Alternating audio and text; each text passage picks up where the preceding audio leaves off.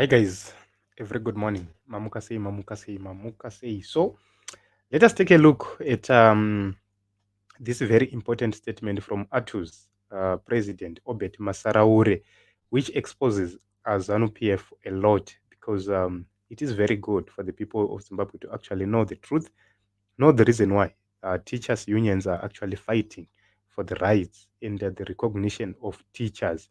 Let us get into this story.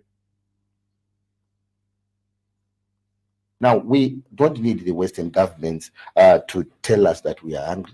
We don't need Westerners to advise us that we need a meal on the table, to advise us that our children need to be sent to school. We don't need Westerners to tell us that we need the health care, among other basics. So that's a big lie. We are not. We are not in any way influenced by the views of the West or the East, but we are influenced by the views of the teachers we represent, by the broader masses of our people we work with. So at the end of the day, any other accusation which try to place us at a level of puppetry to any establishment, that's nonsense. We know the puppets. We know the puppets, including the incumbent government itself. We have seen them running like headless chickens, trying to attract the attention of international financiers, trying to bootlick as much as they can. We have seen them even trying to pay former white farmers to give them resources which ordinarily would have assumed would have been used to compensate the farmers, the workers who were working for those farmers and are still struggling today. We know the puppets of the day led by the incumbent government are those who are desperate to get the attention of the West. But unfortunately, the West is not amused by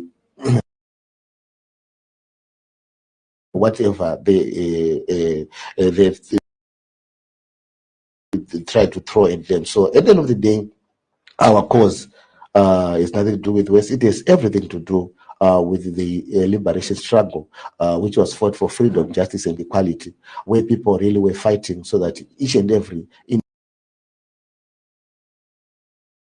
individual in this republic can be afforded their basic rights,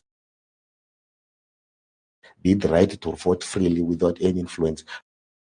But just the previous election, we are yet to approach the courts, but still 40,000 civil servants failed to vote. Why? Because they were ordinarily disenfranchised. So these are the people who are betraying the legacy of the liberation struggle, which we stand on when we are demanding a living wage. These were the same songs that they were being sung by those who fought for the liberation of this country. The liberation project, which remains incomplete, is what we simply seek to complete. But unfortunately, we have sellouts who have occupied state positions, and they are using those positions to frustrate all efforts to make Zimbabwe a good home for everyone. But now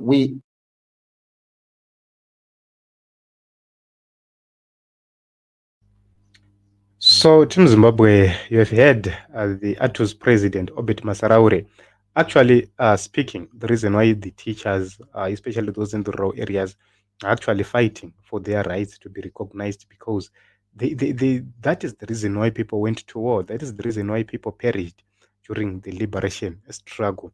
So, in as much as ZANU-PF tries to continue to hold on to power, to cling on to power, the truth should be told. And that truth is to make sure that what the people fought for during the liberation struggle is actually fulfilled. What did they fight for? They fight for equal rights. They fight for land. They fight for freedom. But is that freedom being given to the people of Zimbabwe? No. That freedom is only being given to the children of the politicians. What does an ordinary Zimbabwean have? Nothing. There are no schools in the rural areas which befit the modern standards. If you go to the rural areas, the schools are in shambles, and it's a shame. And you see ZANU-PF masquerading as if they are doing anything meaningful. whereas only their kids are the beneficiaries of whatever is happening in the economy of Zimbabwe. So this is true. I agree with Obed Masaraure, who is the Artuz president. He has been incarcerated for a very long time. He's been in jail several times simply for representing teachers. That is what the Ian Smith government was actually doing. It was actually arresting the people who were representing teachers, who were representing workers, who were representing the black people. They were arrested time and again. Were representing the poor people. They were arrested time and again. And right now, the same is happening. President Emerson Mnangagwa and this government, if you look at the President Robert Mugabe and this government, both of them, they're arresting the different opinions. They're arresting the people who are actually speaking against their incompetence, their looting, and their mismanagement. So this is it, Team Zimbabwe.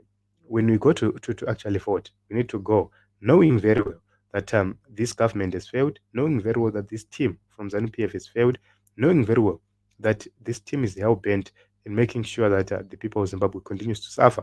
But we have to act, we have to work, we have to fight. How do we do it? Let us register to vote.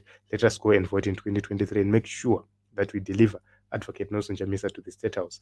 There are no two ways about it.